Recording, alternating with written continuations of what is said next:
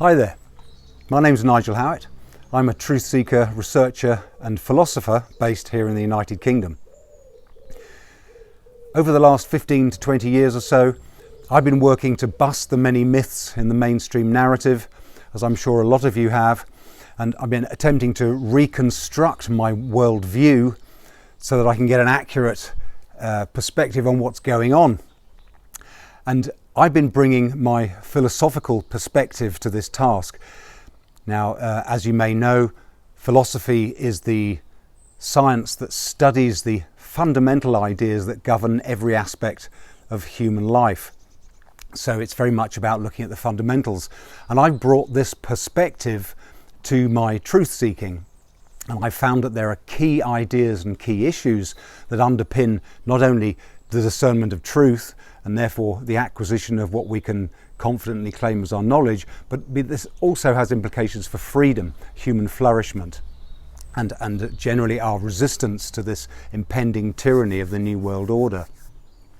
So I have this huge interest in fundamentals, and I've identified their key importance.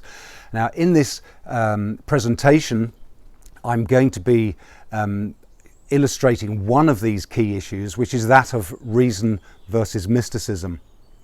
The central point I'll be making is that it's either one or the other, that they're irreconcilable opposites, they're mutually exclusive, you could say.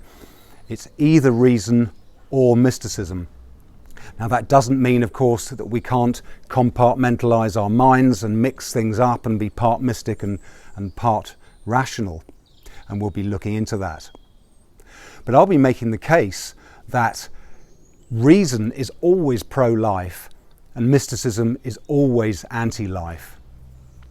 We'll be looking at the many positives of reason and looking for any negatives or the alleged negatives.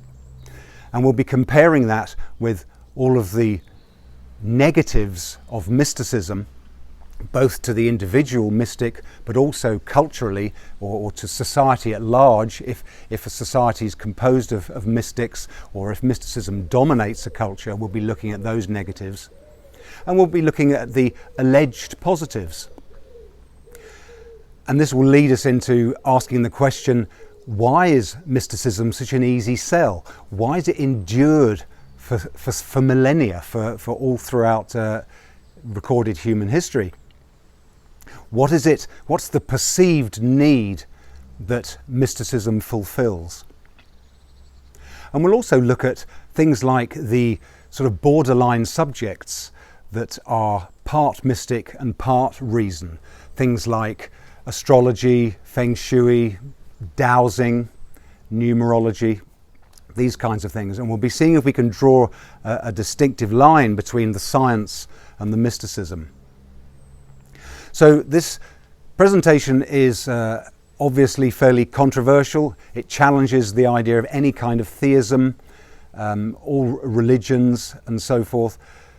And I want to make the point that in spite of this, it's an absolutely essential area of inquiry. It's an essential issue that we must confront, and we must identify the truth about it, because human flourishment is at stake, our freedom is at stake, if we're to effectively resist the advancing New World Order, and even at the fundamentals, if we're to discern truth and acquire what we can confidently claim as knowledge, as genuine knowledge, then it has to be reason, not mysticism. So anyway, I hope this has piqued your interest, and I'm very excited to come and talk to you all about this subject, and I'm very much looking forward to seeing you all there.